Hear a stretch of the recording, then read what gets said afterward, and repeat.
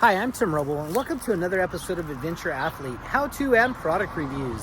Let's talk about Raptor liner 3 years later and would I do it again? So if you guys watched the first video, I actually rolled this on with a roller. I didn't have really access to an air source, and it was in between houses, and I didn't really want to really tape everything off. So would I roll it again? Absolutely. If you look at the finish of this, it turned out absolutely perfect. Now that I've been out using this for about the last 6 months, I've had it operational. We're just finishing up the final paces of it right now. I'm out putting an ARB air compressor in it. But this thing is 7 foot 6 inches wide. So going down the trail, you get a lot of brush that would give you pinstripes on a normal vehicle. But on this Raptor liner, it is so hard.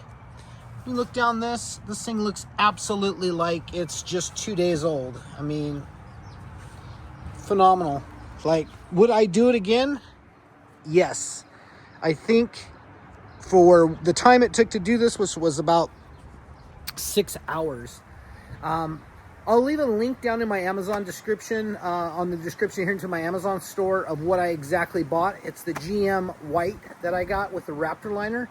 It did not come with a roller. I sourced the roller from the Herculiner gallon that came with 2 rollers.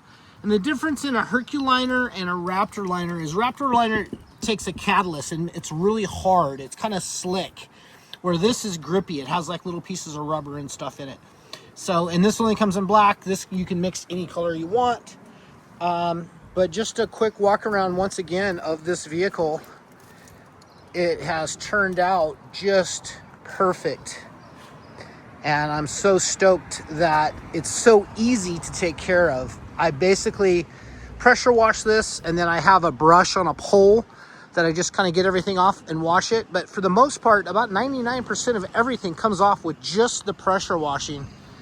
And it just really made for something that gets used hard, and then a real easy prep on it.